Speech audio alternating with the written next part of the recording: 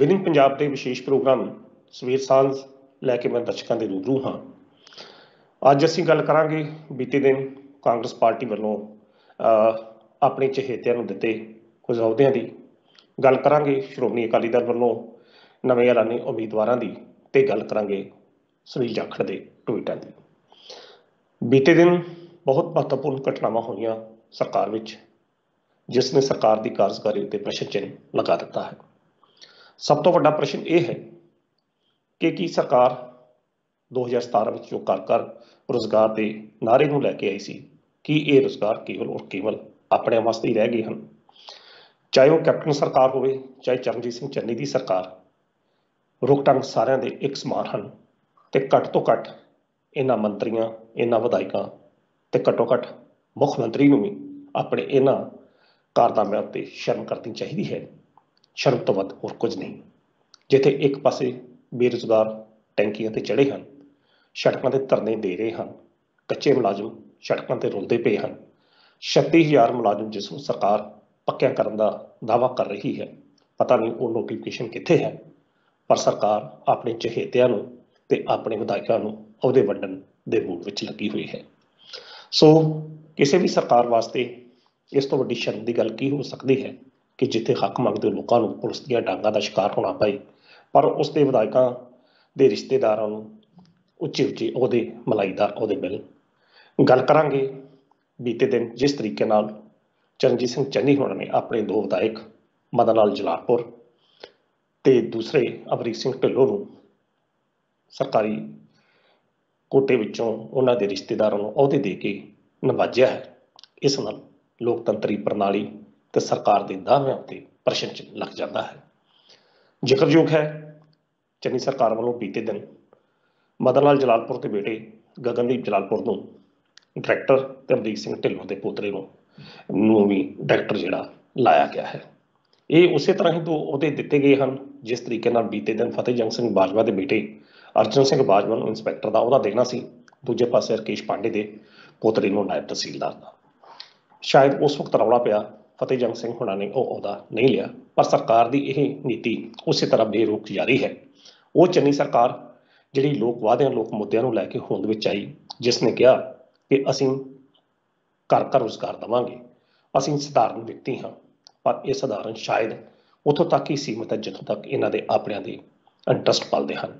Conflict of interest the act, ਜਿਸ ਖਿਲਾਫ ਕਾਂਗਰਸ ਸਰਕਾਰ ਹੁਣ ਲੈ ਕੇ 2017 ਦੇ ਵਿੱਚ ਬਿੱਲ ਲੈ ਕੇ ਆਉਣ ਵਾਸਤੇ ਵਾਅਦਾ ਕੀਤਾ ਸੀ, ਉਸ ਬਿੱਲ ਤੋਂ ਮੁਨਕਰ ਹੋ ਕੇ ਜਿਸ ਤਰੀਕੇ ਨਾਲ ਬੀਤੇ ਦੌਰ ਵਿੱਚ ਕਾਂਗਰਸ ਪਾਰਟੀ ਨੇ ਆਪਣੇ ਚਹੇਤਿਆਂ ਨੂੰ ਅਹੁਦੇ ਬਖਸ਼ੇ ਹਨ, ਉਸ ਤਰੀਕੇ ਨਾਲ ਇਸ ਸਰਕਾਰ ਨੂੰ ਸਿਰਫ ਔਰ ਸਿਰਫ ਫਟਕਾਰ ਪਾਈ ਜਾ ਸਕਦੀ ਹੈ।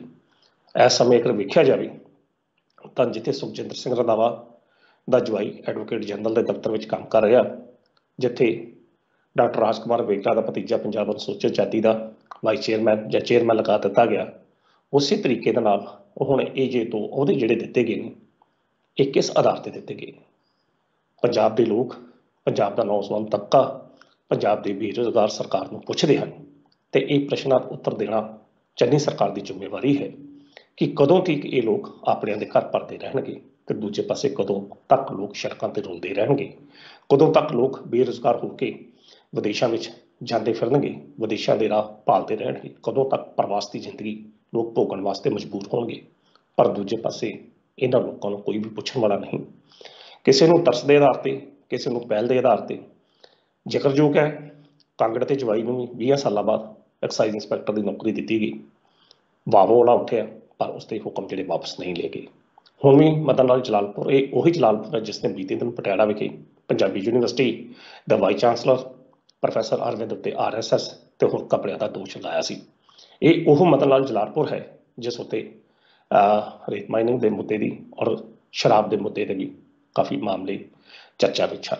ਪਰ ਇਸ ਸਭ ਦੇ ਬਾਵਜੂਦ ਜਿਸ ਤਰੀਕੇ ਨਾਲ ਬੀਤੇ ਦਿਨ ਇਸ ਨੇ ਆਪਣੇ ਹੀ ਮੁੱਖ ਮੰਤਰੀ ਚਰਨਜੀਤ ਸਿੰਘ ਚੰਨੀ ਨੂੰ ਭਰੀ ਖਲਕਤ ਵਿੱਚ ਇੱਕ ਤਰੀਕੇ ਨਾਲ ਬੇਇੱਜ਼ਤ ਕਰਨ ਦਾ ਯਤਨ ਕੀਤਾ, ਤਾਂ ਉਸ ਤੋਂ ਮਗਰੋਂ ਹੁਣ ਉਸ ਦੇ ਬੇਟੇ ਨੂੰ ਜਿਸ ਤਰੀਕੇ ਨਾਲ ਅਹੁਦਾ ਦਿੱਤਾ ਗਿਆ, ਇਹ ਕੀ ਸਾਬਤ ਕਰਦਾ ਹੈ? ਸ਼ਾਇਦ ਇਹ ਇਹੋ ਹੀ ਸਾਬਤ ਕਰਦਾ ਹੈ ਕਿ ਸਰਕਾਰ ਨੂੰ ਇਹ ਵਿਧਾਇਕਾਂ ਦੀ ਲੋੜ ਹੈ। ਦਬਾਅ ਦੇ ਤਹਿਤ ਹੀ ਅਜਿਹੇ ਫੈਸਲੇ ਕੀਤੇ ਜਾ ਰਹੇ ਹਨ ਜਿਨ੍ਹਾਂ ਦੇ ਤਹਿਤ ਕਿਸੇ ਦਾ ਜਵਾਈ, ਕਿਸੇ ਦੀ ਧੀ, ਕਿਸੇ ਦਾ ਪੁੱਤ, ਕਿਸੇ ਦਾ ਭਰਾ, ਕਿਸੇ ਦਾ ਪੋਤਰਾ ਇਹਨਾਂ ਸਰਕਾਰੀ ਮਲਾਈਦਾਰ ਅਹੁਦਿਆਂ ਤੇ ਲੱਗ ਰਹੇ ਹਨ। ਯਾਦ ਰਹੇ 2007 ਤੋਂ ਲੈ ਕੇ 2017 ਤੱਕ ਜਦੋਂ ਸ਼੍ਰੋਮਣੀ ਅਕਾਲੀ ਦਲ ਦੀ ਸਰਕਾਰ ਸੀ, ਉਸ ਸਮੇਂ ਦੇ ਡਿਪਟੀ ਉਪ ਮੁੱਖ ਮੰਤਰੀ ਸੁਖਬੀਰ ਸਿੰਘ ਬਾਦਲ ਹੋਣਾ ਤੇ ਇਲਜ਼ਾਮ ਲੱਗੇ ਸਨ ਕਿ ਉਹਨਾਂ ਨੇ ਕਨਫਲਿਕਟ ਆਫ ਇੰਟਰਸਟ ਦੇ ਤਹਿਤ ਵੱਖ-ਵੱਖ ਬੱਸਾਂ ਦਾ ਰੁਜ਼ਗਾਰ ਵਧਾਇਆ ਹੈ, ਹੋਟਲ ਪਾਏ ਹਨ। ਤਾਂ ਕਾਂਗਰਸ ਸਰਕਾਰ ਨੇ ਉਸ ਸਮੇਂ ਇਹ ਗੱਲ ਕੀਤੀ ਸੀ ਕਿ ਜੇਕਰ ਸਾਡੀ ਸਰਕਾਰ ਆਈ ਤਾਂ ਅਸੀਂ ਇੱਕ ਅਜਿਹਾ ਬਿੱਲ ਲੈ ਕੇ ਆਵਾਂਗੇ ਜਿਸ ਵਿੱਚ ਕੋਈ ਵੀ ਅਸਰਦਾਰ ਮੰਤਰੀ, ਵਿਧਾਇਕ ਜਾਂ ਹੋਰ ਵਿਅਕਤੀਆਂ ਨੂੰ ਕੋਈ ਵੀ ਅਹੁਦੇ ਜਾਂ ਸਰਕਾਰੀ ਸਹੂਲਤਾਂ ਨਹੀਂ ਦਿੱਤੀਆਂ ਜਾਣਗੀਆਂ। ਪਰ ਦੁੱਖ ਦੀ ਗੱਲ ਹੈ, ਕਾਂਗਰਸ ਸਰਕਾਰ ਦੇ 5 ਸਾਲ ਬੀਤ ਜਾਣ ਦੇ ਬਾਅਦ ਵੀ ਅਜੇ ਤੱਕ ਉਹ ਬਿੱਲ ਨਾ ਤਾਂ ਵਿਧਾਨ ਸਭਾ ਵਿੱਚ ਆਇਆ, ਨਾ ਪੇਸ਼ ਹੋਇਆ, ਬਲਕਿ ਉਸੇ ਤਰੀਕੇ ਨਾਲ ਚੱਲਦਾ ਰਿਹਾ। ਦਰਸ਼ਕਾਂ ਨੂੰ ਦੱਸਣਾ ਚਾਹਾਂਗੇ, ਪ੍ਰਾਈਵੇਟ ਬਿੱਲ ਸੁਨਾਮ ਦੇ ਜਿਹੜੇ ਵਿਧਾਇਕ ਅਮਰ ਅਰੋੜਾ ਨੇ ਉਹ ਬਿੱਲ ਲੈ ਕੇ ਆਏ ਸਨ, ਪਰ ਦੁੱਖ ਦੀ ਗੱਲ ਉਹ ਬਿੱਲ ਪਾਸ ਹੀ ਨਹੀਂ ਹੋਇਆ। ਕੈਪਟਨ ਅਮਰਿੰਦਰ ਸਿੰਘ ਆਪਣੇ ਵਾਅਦੇ ਤੋਂ ਮੁੱਕਰ ਗਿਆ। ਕੈਪਟਨ ਅਮਰਿੰਦਰ ਸਿੰਘ ਇੱਕ ਵਾਅਦੇ ਤੋਂ ਨਹੀਂ, ਬਹੁਤ ਵਾਅਦਿਆਂ ਤੋਂ ਮੁੱਕਰੇ, ਪਰ ਇਹ ਉਹ ਵਾਅਦਾ ਸੀ ਜਿਸ ਦੇ ਆਧਾਰ ਤੇ ਉਸਨਾਂ ਨੇ ਪੰਜਾਬ ਦੇ ਲੋਕਾਂ ਨਾਲ ਇਹ ਵਾਅਦਾ ਕੀਤਾ ਸੀ ਕਿ ਅਸੀਂ ਇੱਕ ਅਜਿਹਾ ਬਿੱਲ ਲਿਆ ਕੇ ਪੰਜਾਬ ਦੇ ਲੋਕਾਂ ਨੂੰ ਇੱਕ ਪਾਰਦਰਸ਼ਤਾ ਦੇਵਾਂਗੇ, ਨੌਕਰੀਆਂ ਵਿੱਚ ਪਾਰਦਰਸ਼ੀ ਢੰਗ ਅਪਣਾਵਾਂਗੇ। ਪਰ ਨਹੀਂ, ਕੁਝ ਨਹੀਂ ਹੋਇਆ, ਬਲਕਿ ਸਭ ਕੁਝ ਉਸ ਤੇ ਉਲਟ ਹੋ ਗਈ। ਜੋ ਕੁਝ ਹੁਣ ਚੱਲਦਾ ਪਿਆ, ਤੇ ਜਦੋਂ ਕਿ ਸਰਕਾਰ ਹੁਣ ਕੇਵਲ ਚੰਦ ਹਫ਼ਤਿਆਂ ਦੀ ਰਹਿ ਗਈ ਹੈ, ਤਾਂ ਇਹ ਜਿਹੜੀਆਂ ਨਿਯੁਕਤੀਆਂ ਨੇ ਇਹ 2-2 ਸਾਲ ਵਾਸਤੇ ਬਤੌਰ ਡਾਇਰੈਕਟਰ ਕੀਤੀਆਂ ਗਈਆਂ ਹਨ। ਤਾਂ ਇਸ ਸਭ ਦਾ ਕੀ ਮਾਇਨੇ ਨਿਕਲਦੇ ਨੇ ਕਿ ਅਗਲੇ ਦੌਰ ਵਿੱਚ ਕਾਂਗਰਸ ਪਾਰਟੀ ਦੁਬਾਰਾ ਸੱਤਾ ਵਿੱਚ ਆ ਸਕੇਗੀ? ਕਿ ਲੋਕਤੰਤਰੀ ਕਦਰਾਂ ਕੀਮਤਾਂ ਨੂੰ ਕਾਂਗਰਸ ਪਾਰਟੀ ਨੇ ਸਿੱਕੇ ਤੇ ਟੰਗ ਕੇ ਆਪਣੇ ਚਹੇਤਿਆਂ ਨੂੰ ਜੋ ਕੁਝ ਬਖਸ਼ ਦਿੱਤੀਆਂ ਹਨ, ਜੋ ਕੁਝ ਬਖਸ਼ਿਸ਼ਾਂ ਦਿੱਤੀਆਂ ਹਨ, ਕਿ ਇਸ ਨਾਲ ਕਾਂਗਰਸ ਪਾਰਟੀ ਦਾ ਵਕਾਰ ਕਾਇਮ ਰਹੇਗਾ? ਅਜਿਹੇ ਕੁਝ ਪ੍ਰਸ਼ਨ ਹਨ ਜਿਨ੍ਹਾਂ ਦਾ ਉੱਤਰ ਕਾਂਗਰਸ ਪਾਰਟੀ ਦੇ ਮੌਜੂਦਾ ਪ੍ਰਧਾਨ, ਪੰਜਾਬ ਪ੍ਰਦੇਸ਼ ਕਾਂਗਰਸ ਕਮੇਟੀ ਦੇ ਪ੍ਰਧਾਨ, ਜਿਹੜੇ ਵੱਖ-ਵੱਖ ਮੁੱਦਿਆਂ ਨੂੰ ਉਠਾਉਂਦੇ ਹਨ, ਇਹਨਾਂ ਪ੍ਰਤੀ ਵੀ ਉਹਨਾਂ ਨੂੰ ਕੋਈ ਨਾ ਕੋਈ ਜਵਾਬ ਦੇਣਾ ਚਾਹੀਦਾ ਹੈ।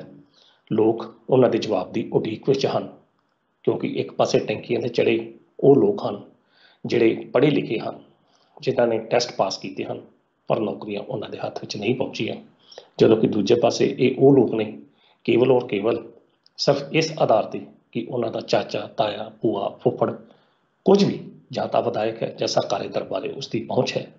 ਸਰਕਾਰ ਨੂੰ ਇਸ ਬਾਰੇ ਜ਼ਰੂਰ ਸੋਚਣਾ ਚਾਹੀਦਾ ਹੈ। ਬੇਰੁਜ਼ਗਾਰੀ ਅੰਤਾਂ ਦੀ ਹੈ, ਕਿਤੇ ਇਸ ਤਰ੍ਹਾਂ ਨਾ ਹੋਵੇ ਕਿ 2022 ਦੀਆਂ ਚੋਣਾਂ ਵਿੱਚ ਇਸ ਸਰਕਾਰ ਦਾ ਚਿਹਰਾ ਲੋਕ ਇਸ ਤਰੀਕੇ ਨਾਲ ਦਿਖਾਉਣ ਕਿ ਭਵਿੱਖ ਵਿੱਚ ਸ਼ਾਇਦ ਕਾਂਗਰਸ ਪਾਰਟੀ ਦਾ ਨਾਮੋ ਨਿਸ਼ਾਨ ਹੀ ਪੰਜਾਬ ਦੀ ਸੱਤਾ, ਪੰਜਾਬ ਦੀ ਸਿਆਸਤ ਵਿੱਚੋਂ ਖਤਮ ਹੋ ਜਾਵੇ। ਇਹ ਕੁਝ ਗੰਭੀਰ ਪ੍ਰਸ਼ਨ ਨੇ ਜਿਸ ਪ੍ਰਤੀ ਚੰਨੀ ਸਰਕਾਰ ਨੂੰ ਵੀ ਜਵਾਬ ਦੇਣਾ ਪਵੇਗਾ ਤੇ ਪੰਜਾਬ ਪ੍ਰਦੇਸ਼ ਕਾਂਗਰਸ ਕਮੇਟੀ ਦੇ ਪ੍ਰਧਾਨ ਨਵਜੋਤ ਸਿੰਘ ਸਿੱਧੂ ਨੂੰ ਵੀ। ਖੈਰ, ਇਹ ਉਹ ਜ਼ਰੂਰੀ ਗੱਲ ਸੀ ਜਿਹੜੀ ਅਸੀਂ ਆਪਣੇ ਦਰਸ਼ਕਾਂ ਨਾਲ ਕਰਨ ਮੰਨਦੇ ਸਾਂ, ਕੀਤੀ ਗਈ ਹੈ। ਤੇ ਹੁਣ ਅਸੀਂ ਗੱਲ ਕਰਾਂਗੇ ਬੀਤੇ ਦਿਨ ਪੰਜਾਬ ਕਾਂਗਰਸ ਕਮੇਟੀ ਦੇ ਸਾਬਕਾ ਪ੍ਰਧਾਨ ਸੁਨੀਲ ਜਾਖੜ ਦੇ ਉਸ ਟਵੀਟ ਦੀ, ਜੋ ਟਵੀਟ ਉਹਨਾਂ ਨੇ ਨਵਜੋਤ ਸਿੱਧੂ ਦੇ ਸੰਦਰਭ ਵਿੱਚ ਕੀਤਾ ਹੈ। ਮੈਂ ਆਪਣੀ ਟੈਕਨੀਕਲ ਟੀਮ ਨੂੰ ਕਹਾਂਗਾ ਕਿ ਉਹ ਟਵੀਟ ਇੱਕ ਵਾਰੀ ਸਕਰੀਨ ਤੇ ਚਲਾ ਦਿੱਤਾ ਜਾਵੇ ਤਾਂ ਜੋ ਸਾਡੇ ਦਰਸ਼ਕ ਉਸ ਨੂੰ ਵੇਖ ਸਕਣ ਕਿ ਉਸ ਟਵੀਟ ਵਿੱਚ ਸੁਨੀਲ ਜਾਖੜ ਦੇ ਕਿਹਾ ਕੀ ਹੈ। ਸੁਨੀਲ ਜਾਖੜ ਦੀ ਜ਼ਿਆਦਾਤਰ ਸਮੱਸਿਆ ਇਹ ਹੈ ਕਿ ਉਹ ਅਜੇ ਤੱਕ ਆਪਣੇ ਉਸ ਜੋ ਉਹਨਾਂ ਨਾਲ ਬੀਤੇ, ਜੋ ਸਮਝਦੇ ਨੇ ਕਿ ਜੋ ਵਿਤਕਰਾ ਉਹਨਾਂ ਨਾਲ ਕੀਤਾ ਗਿਆ, ਉਸ ਨੂੰ ਉਹ ਭੁੱਲ ਨਹੀਂ ਸਕੇ। ਅਜੇ ਤੱਕ ਉਹਨਾਂ ਦੀ ਪੀੜ ਉਹਨਾਂ ਦੇ ਮਨ ਵਿੱਚ ਸਮਾਈ ਹੋਈ ਹੈ। ਤਾਂ ਪੀੜ ਸਮਾਉਣੀ ਹੀ ਸੁਭਾਵਿਕ ਹੀ ਹੈ, ਕਿਉਂਕਿ ਇਹ ਉਹ ਪੀੜ ਹੈ ਜਿਹੜੀ ਉਹਨਾਂ ਨੂੰ ਪੰਜਾਬ ਦੇ ਮੁੱਖ ਮੰਤਰੀ ਦੇ ਰੂਪ ਦੇ ਵਿੱਚ ਨਾ ਬਣਨ ਦੇ ਰੂਪ ਵਿੱਚ ਦਿੱਤੀ ਗਈ। ਮੁੱਖ ਮੰਤਰੀ ਦੀ ਕੁਰਸੀ ਐਨ ਉਹਨਾਂ ਦੇ ਲਾਗੇ ਸੀ, ਪਰ ਉਸ ਸਮੇਂ ਪਤਾ ਨਹੀਂ ਉਹ ਕੁਰਸੀ ਕਿਸ ਨੇ ਖਿਸਕਾ ਦਿੱਤੀ। ਪਰ ਸ਼ਾਇਦ ਇਸ ਦੇ ਦੋਸ਼ੀ ਉਹ ਕੇਵਲ ਔਰ ਕੇਵਲ ਨਵਜੋਤ ਸਿੱਧੂ ਨੂੰ ਇਸ ਦੇ ਜ਼ਿੰਮੇਵਾਰ ਸਮਝਦੇ ਨੇ। ਸੁਨੀਲ ਜਾਖੜ ਦਾ ਇਹ ਟਵੀਟ ਇੱਕ ਵਾਰੀ ਮੈਂ ਫਿਰ ਕਹਾਂਗਾ ਕਿ ਸਾਫ਼ ਦਿਖਾ ਦਿੱਤਾ ਜਾਵੇ ਆਪਣੀ ਟੈਕਨੀਕ। ਹਾਂ ਜੀ, ਯੋਰ ਮੰਕੀ ਯੋਰ ਸਰਕਸ, ਆਈ ਫਾਲੋ ਦਾ ਡੈਕੋਰਮ। ਉਸਨੇ ਕਿਹਾ ਤੁਹਾਡਾ ਬਾਂਦਰ ਤੁਹਾਡੀ ਸਰਕਸ, ਮੈਂ ਕਿਸੇ ਦੀ ਸਰਕਸ ਦੇ ਵਿੱਚ ਜਾਂ ਕਿਸੇ ਵੀ ਚੀਜ਼ ਦੇ ਵਿੱਚ ਇੰਟਰਫੇਰੈਂਸ ਨਹੀਂ ਕਰਦਾ। ਇਹ ਸਿੱਧੀ ਜਿਹੜਾ ਟਵੀਟ ਹੈ ਇਹ ਸੁਨੀਲ ਜਾਖੜ ਨੇ ਨਵਜੋਤ ਸਿੱਧੂ ਦੇ ਸੰਦਰਭ ਵਿੱਚ ਕੀਤਾ, ਕਿਉਂਕਿ ਨਵਜੋਤ ਸਿੱਧੂ ਵੱਲੋਂ ਜਿਸ ਸਮੇਂ ਬੀਤੇ ਦੌਰ ਵਿੱਚ ਬੀਤੇ ਦਿਨਾਂ ਵਿੱਚ ਜਿਸ ਤਰੀਕੇ ਨਾਲ ਵੱਖ-ਵੱਖ ਮੁੱਦਿਆਂ ਉੱਤੇ ਆਪਣੇ ਵਿਚਾਰਾਂ ਦਾ ਪ੍ਰਗਟਾਵਾ ਕੀਤਾ ਜਾਂਦਾ ਔਰ ਜਿਸ ਤਰੀਕੇ ਨਾਲ ਹਰ ਚੀਜ਼ ਨੂੰ ਉਹਨਾਂ ਨੇ ਆਪਣੇ ਰਡਾਰ ਤੇ ਲਿਆਂਦਾ, ਆਪਣੇ ਨਿਸ਼ਾਨੇ ਤੇ ਲਿਆ ਕੇ ਚੰਨੀ ਸਰਕਾਰ ਦੀ ਵੀ ਆਲੋਚਨਾ ਕੀਤੀ ਔਰ ਬੀਤੇ ਦੌਰ ਵਿੱਚ ਸੁਨੀਲ ਜਾਖੜ ਦੇ ਉਹਨਾਂ ਟਵੀਟਾਂ ਦੀ ਵੀ ਕੀਤੀ ਜੋ ਟਵੀਟ ਉਹਨਾਂ ਵੱਲੋਂ ਸਮੇਂ-ਸਮੇਂ ਤੇ ਕੀਤੇ ਜਾਂਦੇ ਹਨ। ਤਾਂ ਇਸ ਦੇ ਵਿੱਚ ਸੁਨੀਲ ਜਾਖੜ ਦੀ ਅੰਦਰਲੀ ਪੀੜ ਜਿਹੜੀ ਹੈ ਉਹ ਸਾਹਮਣੇ ਆਉਂਦੀ ਹੈ। ਸੁਨੀਲ ਜਾਖੜ ਕਦੇ ਤਾਂ ਅਕਬਰ ਇਲਾਹਾਬਾਦੀ ਦੀ ਗਜ਼ਲ ਦਾ ਸ਼ੇਰ ਬੋਲ ਕੇ ਨਵਜੋਤ ਸਿੱਧੂ ਨੂੰ ਘੇਰਦਾ ਹੈ ਤੇ ਕਦੇ ਇਹੋ ਜਿਹੇ ਟਵੀਟਾਂ ਦੇ ਨਾਲ ਸੁਨੀਲ ਜਾਖੜ ਨੂੰ ਘੇਰਨ ਦਾ ਯਤਨ ਕਰਦਾ ਹੈ। ਹੁਣ ਨਵਜੋਤ ਸਿੱਧੂ ਦੀ ਵਾਰੀ ਹੈ ਕਿ ਨਵਜੋਤ ਸਿੱਧੂ ਇਸ ਦਾ ਜਵਾਬ ਕੀ ਦੇਣਗੇ। ਜਵਾਬ ਤਾਂ ਉਹ ਜ਼ਰੂਰ ਦੇਣਗੇ, ਪਰ ਸੁਨੀਲ ਜਾਖੜ ਨੂੰ ਘੱਟ ਤੋਂ ਘੱਟ ਅਜਿਹੀ ਸੁਚੇਤ ਹੋਣਾ ਚਾਹੀਦਾ ਕਿ ਉਹ ਆਪਣੀ ਹੀ ਸਰਕਾਰ ਦੇ ਜੋ ਪੰਜਾਬ ਪ੍ਰਦੇਸ਼ ਕਾਂਗਰਸ ਕਮੇਟੀ ਦੇ ਪ੍ਰਧਾਨ ਹਨ ਉਹਨਾਂ ਨੂੰ ਅਜਿਹੇ ਬਿਆਨਾਂ ਦੇ ਕੇ ਇਹ ਗੁੰਝਲਦਾਰ ਸਥਿਤੀ ਵਿੱਚ ਉਲਝਾਉਣ ਦਾ ਯਤਨ ਕਰ ਰਹੇ ਹਨ। ਅਜਿਹੇ ਟਵੀਟ ਤਾਂ ਸ਼ਾਇਦ ਨਵਜੋਤ ਸਿੱਧੂ ਨੂੰ ਕੋਈ ਫਰਕ ਦੇਣ ਜਾਂ ਨਾ ਦੇਣ, ਪਰ ਇਸ ਨਾਲ ਕਾਂਗਰਸ ਪਾਰਟੀ ਦੀ ਉਹ ਸਥਿਤੀ ਜਾਂ ਕਾਂਗਰਸ ਪਾਰਟੀ ਦਾ ਉਹ ਅੰਤਰ ਵਿਰੋਧ ਲੋਕਾਂ ਦੇ ਸਾਹਮਣੇ ਸਹਿਜੇ ਰੂਪ ਵਿੱਚ ਪ੍ਰਗਟ ਹੋ ਜਾਂਦਾ ਹੈ ਕਿ ਜਿੱਥੋਂ ਅਨੁਮਾਨ ਲਾਇਆ ਜਾ ਸਕਦਾ ਹੈ ਕਿ ਕਾਂਗਰਸ ਪਾਰਟੀ ਦੇ ਅੰਦਰ ਇਸ ਵੇਲੇ ਇੱਕ ਨਹੀਂ ਕਈ ਧੜੇ ਹਨ। ਸੁਨੀਲ ਜਾਖੜ ਦੀ ਸਥਿਤੀ ਦੀ ਜੇਕਰ ਗੱਲ ਕਰੀਏ ਤਾਂ ਬੀਤੇ 4.5 ਸਾਲ ਦੌਰਾਨ ਸੁਨੀਲ ਜਾਖੜ ਦਾ ਜੋ ਰੋਲ ਰਿਹਾ, ਜੋ ਭੂਮਿਕਾ ਰਹੀ ਹੈ, ਉਸ ਦੇ ਸੰਬੰਧੀ ਸਭ ਲੋਕ ਜਾਣਦੇ ਹਨ। ਕੈਪਟਨ ਅਮਰਿੰਦਰ ਸਿੰਘ ਦੇ ਸਾਹਮਣੇ ਕਦੇ ਵੀ ਸੁਨੀਲ ਜਾਖੜ ਉੱਚੀ ਆਵਾਜ਼ 'ਚ ਗੱਲ ਨਹੀਂ ਸਨ ਕਰ ਸਕੇ। ਕਦੇ ਵੀ ਕੈਪਟਨ ਅਮਰਿੰਦਰ ਸਿੰਘ ਵੱਲੋਂ ਕੀਤੀ ਕਾਰਵਾਈ ਦਾ ਉਹਨਾਂ ਨੇ ਵਿਰੋਧ ਤੱਕ ਨਹੀਂ ਕੀਤਾ। ਕਦੇ ਵੀ ਉਹਨਾਂ ਨੇ ਪਾਰਟੀ ਸੰਬੰਧੀ ਕੋਈ ਮੰਗ ਅਜਿਹੀ ਨਹੀਂ ਕੀਤੀ। ਕਾਂਗਰਸ ਸੰਗਠਨ ਦੇ ਢਾਂਚੇ ਨੂੰ ਉਸਾਰਨ ਦੀ ਸੁਨੀਲ ਜਾਖੜ ਵੱਲੋਂ ਕੈਪਟਨ ਅਮਰਿੰਦਰ ਸਿੰਘ ਕੋਲ ਕਦੇ ਵੀ ਕੋਈ ਮੰਗ, ਕੋਈ ਖਾਹਿਸ਼ ਨਹੀਂ ਕੀਤੀ ਗਈ। ਇੱਥੋਂ ਤੱਕ ਕਿ ਸੁਨੀਲ ਜਾਖੜ ਜਦੋਂ ਕੈਪਟਨ ਅਮਰਿੰਦਰ ਸਿੰਘ ਨੂੰ ਮਿਲਣ ਜਾਂਦੇ ਸਨ ਤਾਂ ਕਈ ਵਾਰੀ ਉਹਨਾਂ ਨੂੰ ਵੀ ਵੋਟ ਦਿੱਤਾ ਜਾਂਦਾ, ਪਰ ਸੁਨੀਲ ਜਾਖੜ ਨੇ ਕਦੇ ਵੀ ਉਸ ਸੰਦਰਭ ਵਿੱਚ ਕੈਪਟਨ ਅਮਰਿੰਦਰ ਸਿੰਘ ਦੇ ਵਿਰੋਧ ਵਿੱਚ ਇੱਕ ਵੀ ਸ਼ਬਦ ਕਦੇ ਨਹੀਂ ਸੀ ਬੋਲਿਆ। ਪਰ ਅਖੀਰ ਜਦੋਂ ਕੈਪਟਨ ਅਮਰਿੰਦਰ ਸਿੰਘ ਦੀ ਕੁਰਸੀ ਗਈ ਤਾਂ ਸਭ ਤੋਂ ਪਹਿਲਾਂ ਸੁਨੀਲ ਜਾਖੜ ਦਾ ਅੰਦਰ ਦਰਦ ਉਸ ਸਮੇਂ ਸਾਹਮਣੇ ਆਇਆ ਜਿਸ ਸਮੇਂ ਨਵਜੋਤ ਸਿੰਘ ਸਿੱਧੂ ਦੀ ਤਾਜਪੋਸ਼ੀ ਹੋਣੀ ਸੀ ਬਤੌਰ ਪ੍ਰਧਾਨ। ਤਾਂ ਸਟੇਜ ਤੋਂ ਬੋਲਦਿਆਂ ਸੁਨੀਲ ਜਾਖੜ ਨੇ ਆਪਣੇ ਅੰਦਰਲੇ ਦਰਦ ਨੂੰ ਪੇਸ਼ ਕੀਤਾ। ਉਸ ਤੋਂ ਮਗਰੋਂ ਸੁਨੀਲ ਜਾਖੜ ਫਿਰ ਆਪਣੇ ਘਰ ਬੈਠ ਕੇ ਫਿਰ ਜਦੋਂ ਚੰਨੀ ਸਰਕਾਰ ਹੋਂਦ ਵਿੱਚ ਆਉਣੀ ਸੀ ਤਾਂ ਮੁੱਖ ਮੰਤਰੀ ਬਣਨੇ ਸਨ ਤਾਂ ਹਿੰਦੂ ਕਾਰਡ ਦੇ ਚਿਹਰੇ ਵਜੋਂ ਸੁਨੀਲ ਜਾਖੜ ਨੂੰ ਮੁੱਖ ਮੰਤਰੀ ਦੇ ਰੂਪ ਵਿੱਚ ਪੇਸ਼ ਕੀਤੇ ਜਾਣ ਦੀ ਜਦੋਂ ਕਵਾਇਦ ਸ਼ੁਰੂ ਹੋਈ ਤਾਂ ਉਸ ਵਕਤ ਸਭ ਤੋਂ ਜ਼ਿਆਦਾ ਵਿਰੋਧ ਸੁਨੀਲ ਜਾਖੜ ਦਾ ਹੋਇਆ। ਸੁਨੀਲ ਜਾਖੜ ਜਦ ਤੱਕ ਸਮਝਦੇ ਹਨ ਉਸ ਵਿਰੋਧ ਦੇ ਜ਼ਿੰਮੇਵਾਰ ਨਵਜੋਤ ਸਿੰਘ ਸਿੱਧੂ ਸਨ ਤਾਂ ਸ਼ਾਇਦ ਇਸੇ ਕਰਕੇ ਮੁੱਖ ਮੰਤਰੀ ਦੀ ਜੋ ਕੁਰਸੀ ਹੈ ਉਹਨਾਂ ਕੋਲ ਖਿਸਕਾ ਲਈ ਗਈ। ਉਸ ਸਮੇਂ ਉਹਨਾਂ ਦਾ ਵਿਰੋਧ ਅੰਬਿਕਾ ਸੋਨੀ ਵੱਲੋਂ ਵੀ ਕੀਤਾ ਗਿਆ, ਬਾਕੀ ਵਿਅਕਤੀਆਂ ਵੱਲੋਂ ਵੀ ਕੀਤਾ ਗਿਆ। ਦੌਰ ਅਜਿਹਾ ਆਇਆ ਸੁਨੀਲ ਜਾਖੜ ਘਰ ਬੈਠ ਕੇ, ਪਰ ਫਿਰ ਉਸੇ ਸਮੇਂ ਰਾਹੁਲ ਗਾਂਧੀ ਵੱਲੋਂ ਸੁਨੀਲ ਜਾਖੜ ਨੂੰ ਬਣਾ ਕੇ ਆਪਣੇ ਨਾਲ ਦਿੱਲੀ ਲਿਜਾਇਆ ਗਿਆ। ਬਸ ਦਿੱਲੀ ਲਿਜਾਣ ਦੀ ਦੇਰ ਸੀ ਤੇ ਦਿੱਲੀ ਤੋਂ ਵਾਪਸ ਆਉਣ ਤੋਂ ਬਾਅਦ ਸੁਨੀਲ ਜਾਖੜ ਦੇ ਜਿਹੜੇ ਟਵੀਟ ਹਨ ਆਪਣੀ ਹੀ ਸਰਕਾਰ ਦੇ ਪ੍ਰਤੀ ਆਉਣੇ ਸ਼ੁਰੂ ਹੋ ਗਏ, ਜਿਸ ਦੇ ਵਿੱਚ ਉਹਨਾਂ ਨੇ ਹਮੇਸ਼ਾ ਨਵਜੋਤ ਸਿੰਘ ਨੂੰ ਆਪਣੇ ਰਡਾਰ ਤੇ ਲਿਆ, ਆਪਣੇ ਨਿਸ਼ਾਨੇ ਤੇ ਲਿਆ ਹੈ। ਖੈਰ, ਕਿਸੇ ਦੇ ਲੋਕਤੰਤਰੀ ਕਦਰਾਂ ਕੀਮਤਾਂ 'ਚ ਲੋਕਤੰਤਰੀ ਪ੍ਰਣਾਲੀ ਵਿੱਚ ਹਰ ਬੰਦੇ ਨੂੰ ਆਪਣੀ ਗੱਲ ਕਹਿਣ ਦਾ ਹੱਕ ਹੈ, ਬੰਦਾ ਕਹਿ ਸਕਦਾ, ਪਰ ਇਹ ਗੱਲ ਯਾਦ ਰੱਖਣੀ ਚਾਹੀਦੀ ਹੈ ਕਿ ਹੁਣ ਚੋਣਾਂ ਦੇ ਵਿੱਚ ਕੇਵਲ ਚੰਦ ਹਫ਼ਤੇ ਬਚੇ ਨੇ। ਅੱਜ 1 ਦਸੰਬਰ ਹੈ, 4 ਜਨਵਰੀ ਨੂੰ ਕੋਡ ਆਫ ਕੰਡਕਟ ਲੱਗ ਜਾਵੇਗਾ। ਉਸ ਤੋਂ ਮਗਰੋਂ ਨਾ ਕੋਈ ਸਰਕਾਰ, ਨਾ ਕੋਈ ਵਜ਼ੀਰ, ਨਾ ਕੋਈ ਮੰਤਰੀ, ਲੋਕਾਂ ਦੀ ਕਚਹਿਰੀ ਵਿੱਚ ਤੁਸੀਂ ਸਾਰਿਆਂ ਨੇ ਜਾਣਾ ਹੈ। ਤੁਹਾਡੇ ਕੀਤੇ ਕੰਮਾਂ ਦੇ ਮੁਲਾਂਕਣ ਦੇ ਆਧਾਰ ਤੇ, ਵਿਸ਼ਲੇਸ਼ਣ ਦੇ ਆਧਾਰ ਤੇ ਲੋਕਾਂ ਨੇ ਤੁਹਾਡੀ ਕਿਸਮਤਾਂ ਦੇ ਫੈਸਲੇ ਕਰਨੇ ਹਨ। ਪਤਾ ਨਹੀਂ ਇਹ ਕੁਰਸੀਆਂ, ਇਹ ਵਜ਼ਾਰਤਾਂ, ਇਹ ਸਰਕਾਰਾਂ ਕਿਸ ਦੇ ਨਸੀਬ ਵਿੱਚ ਬਾਅਦ 'ਚ ਆਉਣੀਆਂ ਨੇ, ਪਰ ਘੱਟ ਤੋਂ ਘੱਟ ਜੋ ਸਮਾਂ ਤੁਹਾਡੇ ਕੋਲ ਹੈ ਆਪਣੀ ਅੰਤਰ ਵਿਰੋਧਾਂ ਦੀ ਲੜਾਈ ਨੂੰ ਛੱਡ ਕੇ, ਆਪਣੀਆਂ ਲੜਾਈਆਂ ਨੂੰ ਛੱਡ ਕੇ ਪੰਜਾਬ ਦੇ ਭਲੇ ਦੀ ਗੱਲ ਕੀਤੀ ਜਾਵੇ ਤਾਂ ਬਿਹਤਰ ਹੋਵੇਗੀ। ਉਹ ਲੋਕ ਮੁੱਦੇ ਜਿਸ ਨੂੰ ਨਵਜੋਤ ਸਿੱਧੂ ਬੀਤੇ ਦੌਰ ਵਿੱਚ ਉਠਾਉਂਦਾ ਰਿਹਾ, 18 ਮੁੱਦੇ, 18 ਤੋਂ ਬਾਅਦ ਉਹ 13 ਹੋਏ, 13 ਤੋਂ ਬਾਅਦ ਉਹ 5 ਹੋਏ, ਤੇ ਹਾਲਾਂਕਿ ਉਹ ਮੁੱਦਾ ਅਜੇ ਤੱਕ ਇੱਕ ਵੀ ਹੱਲ ਨਹੀਂ ਜੇ ਹੋਇਆ, ਕੇਵਲ ਐਲਾਨ ਜ਼ਰੂਰ ਹੋਏ ਨੇ। ਤਾਂ ਸ਼ਾਇਦ ਚੰਨੀ ਸਰਕਾਰ ਵੀ ਇਸੇ ਐਲਾਨਾਂ ਦੇ ਚੱਕਰ ਦੇ ਵਿੱਚ ਹੀ ਲੋਕਾਂ ਨੂੰ ਗੁੰਮਰਾਹ ਕਰ ਰਹੀ ਹੈ। ਤਾਂ ਉਸ ਸਮੇਂ ਦੇ ਵਿੱਚ ਸੁਨੀਲ ਜਾਖੜ ਦੇ ਅਜਿਹੇ ਟਵੀਟ ਕਿ ਤੁਹਾਡਾ ਵਾਧਾ, ਤੁਹਾਡੀ ਸਰਕਸ, ਮੈਂ ਕਿਸੇ ਦੇ ਵਿੱਚ ਦਖਲ ਅੰਦਾਜ਼ੀ ਨਹੀਂ ਕਰਦਾ, ਇਹ ਬਹੁਤ ਕੁਝ ਦੱਸ ਜਾਂਦਾ। ਹੁਣ ਬਾਂਦਰ ਕੌਣ ਹੈ, ਸਰਕਸ ਕੌਣ ਕਿਸਦੀ ਹੈ, ਇਹ ਤਾਂ ਲੋਕ ਵੀ ਜਾਣਦੇ ਨੇ, ਤਾਂ ਸੁਨੀਲ ਜਾਖੜ ਵੀ ਜਾਣਦੇ ਨੇ, ਪਰ ਲੋਕਾਂ ਨੇ ਤੁਹਾਡੇ ਇਹਨਾਂ ਟਵੀਟਾਂ ਦੇ ਆਧਾਰ ਤੇ ਤੁਹਾਨੂੰ ਵੋਟਾਂ ਨਹੀਂ ਜੇ ਪਾਉਣੀਆਂ। ਗੁਰਦਾਸਪੁਰ ਵਿੱਚੋਂ ਜਦੋਂ ਤੁਸੀਂ ਲੋਕ ਸਭਾ ਦੀ ਚੋਣ ਹਾਰੇ ਤਾਂ ਉਸ ਵਕਤ ਤੁਹਾਡੀ ਇੰਨੀ ਕਾਰਜ ਪ੍ਰਣਾਲੀ ਕਰਕੇ ਹੀ ਲੋਕਾਂ ਨੇ ਤੁਹਾਨੂੰ ਵਾਪਸ ਤੁਹਾਡੇ ਜੱਦੀ ਸ਼ਹਿਰ ਭੇਜ ਦਿੱਤਾ ਗਿਆ ਸੀ, ਉੱਥੋਂ ਵੀ ਤੁਸੀਂ ਹਾਰੇ ਸੀ। ਸੋ ਉਹੀ ਨੇਤਾ ਪ੍ਰਵਾਨ ਹੁੰਦਾ ਜੋ ਲੋਕਾਂ ਦੀਆਂ ਖਾਹਿਸ਼ਾਂ ਤੇ, ਲੋਕਾਂ ਦੇ ਸੁਪਨਿਆਂ ਤੇ ਪੂਰਾ ਉਤਰਦਾ। ਸੋ ਜਿਹੜੇ ਲੋਕਾਂ ਨਾਲ ਵਾਅਦੇ ਤੁਸੀਂ ਕੀਤੇ ਹਨ, ਘੱਟ ਤੋਂ ਘੱਟ ਉਹਨਾਂ ਨੂੰ ਪੂਰਾ ਕਰੋ। ਆਪਸੀ ਜੰਗ ਦੀ ਲੜਾਈ ਵਿੱਚ ਘੁਲਦੇ ਹੋਏ ਵਿਰੋਧੀ ਪਾਰਟੀਆਂ ਨੂੰ ਮੌਕਾ ਨਾ ਦਿਓ ਤਾਂ ਜੋ ਤੁਹਾਡੇ ਉੱਤੇ ਲੋਕ ਜਿਹੜਾ ਮਜ਼ਾਕ ਕਰਨ। ਸੋ ਇਹ ਕਾਂਗਰਸ ਦੀ ਇੱਕ ਉਹ ਮਹੱਤਵਪੂਰਨ ਖਬਰ ਸੀ ਜਿਹੜੀ ਅਸੀਂ ਆਪਣੇ ਦਰਸ਼ਕਾਂ ਨਾਲ ਸਾਂਝੀ ਕੀਤੀ। ਔਰ ਜਿਹੜੀ ਤੀਸਰੀ ਖਬਰ ਹੈ ਅਕਾਲੀ ਦਲ ਨਾਲ ਸੰਬੰਧਿਤ। ਸ਼੍ਰੋਮਣੀ ਅਕਾਲੀ ਦਲ ਵੱਲੋਂ ਕੱਲ੍ਹ 2 ਸੀਟਾਂ ਦੇ ਉਮੀਦਵਾਰਾਂ ਦਾ ਐਲਾਨ ਇੱਕ ਸੀਟ ਦਾ ਐਲਾਨ ਜਿਹੜਾ ਕੀਤਾ ਗਿਆ, ਔਰ ਉਹ ਬੜੀ ਮਹੱਤਵਪੂਰਨ ਸੀਟ ਹੈ, ਉਹ ਹੈ ਹਲਕਾ ਮਜੀਠਾ ਤੋਂ ਬਿਕਰਮਜੀਤ ਸਿੰਘ ਮਜੀਠੀਏ ਦੀ ਸੀਟ। ਤਾਂ ਬਿਕਰਮਜੀਤ ਸਿੰਘ ਮਜੀਠੀਏ ਨੂੰ ਹਲਕਾ ਮਜੀਠਾ ਤੋਂ ਉਮੀਦਵਾਰ ਐਲਾਨ ਦਿੱਤਾ ਗਿਆ ਔਰ ਪ੍ਰਕਾਸ਼ ਸਿੰਘ ਬਾਦਲ ਹੋਣਾ ਨੂੰ ਇਹ ਸਮਝਿਆ ਜਾ ਰਿਹਾ ਕਿ ਲੰਬੀ ਤੋਂ ਉਹਨਾਂ ਨੂੰ ਦੁਬਾਰਾ ਸ਼੍ਰੋਮਣੀ ਅਕਾਲੀ ਦਲ ਜਿਹੜਾ ਹੈ ਚੋਣ ਲੜਾ ਸਕਦਾ। ਖੈਰ ਪ੍ਰਕਾਸ਼ ਸਿੰਘ ਬਾਦਲ ਹੋਣਾ ਵੱਲੋਂ ਤਾਂ ਗੱਲ ਇੱਕ ਸੁਭਾਵਿਕ ਉਮੀਦਵਾਰ ਦੇ ਰੂਪ ਵਿੱਚ ਗੱਲ ਹੈ, ਪਰ ਗੱਲ ਜਿਹੜੀ ਬਿਕਰਮਜੀਤ ਸਿੰਘ ਮਜੀਠੀਏ ਦੇ ਸੰਦਰਭ ਵਿੱਚ ਗੱਲ ਕਰਨੀ ਜ਼ਰੂਰੀ ਬਣਦੀ ਹੈ। ਹੁਣ ਤੱਕ ਸ਼੍ਰੋਮਣੀ ਅਕਾਲੀ ਦਲ ਬਾਦਲ ਵੱਲੋਂ ਕਰੀਬ 89 ਸੀਟਾਂ 99 ਸੀਟਾਂ ਜਿਹੜੀਆਂ ਨੇ ਉਹ ਉਹਨਾਂ ਦੇ ਉਮੀਦਵਾਰ ਜਿਹੜੇ ਐਲਾਨੇ ਜਾ ਚੁੱਕੇ ਨੇ ਔਰ ਜੇਕਰ ਵੇਖਿਆ ਜਾਏ ਤਾਂ ਇਹਨਾਂ ਵਿੱਚੋਂ ਸਭ ਤੋਂ ਜ਼ਿਆਦਾ ਸੁਰੱਖਿਅਤ ਸੀਟ ਜਿਹੜੀ ਹੈ ਉਹ ਕੇਵਲ ਔਰ ਕੇਵਲ ਹਲਕਾ ਮਜੀਠਾ ਦੀ ਹੈ, ਜਿੱਥੇ ਬਿਕਰਮਜੀਤ ਸਿੰਘ ਮਜੀਠੀਆ ਹੁਣ ਜਾਣ ਭਾਵੇਂ ਨਾ ਜਾਣ ਇਹ ਸੀਟ ਪੱਕੀ ਤੌਰ ਤੇ ਉਹਨਾਂ ਦੀ ਝੋਲੀ 'ਚ ਪੈਂਦੀ ਹੈ। ਈਵਨ ਕਿ ਸੁਖਬੀਰ ਸਿੰਘ ਬਾਦਲ ਹੋਣ ਦੀ ਜਲਾਲਾਬਾਦ ਵਾਲੀ ਸੀਟ ਤੇ ਵੀ ਇੰਨੀ ਯਕੀਨਨ ਨਹੀਂ ਕਿਹਾ ਜਾ ਸਕਦਾ ਕਿ ਸੁਖਬੀਰ ਸਿੰਘ ਬਾਦਲ ਹੋਣੀ ਉੱਥੇ ਬੜੇ ਆਰਾਮ ਨਾਲ ਜਿੱਤ ਸਕਦੇ ਨੇ, ਹਾਲਾਂਕਿ ਉਹ ਆਪਣੇ ਆਪ ਨੂੰ ਮੁੱਖ ਮੰਤਰੀ ਦੇ ਸੰਭਾਵੀ ਉਮੀਦਵਾਰ ਵਜੋਂ ਆਪਣੇ ਆਪ ਨੂੰ ਪੇਸ਼ ਕਰ ਚੁੱਕੇ ਨੇ।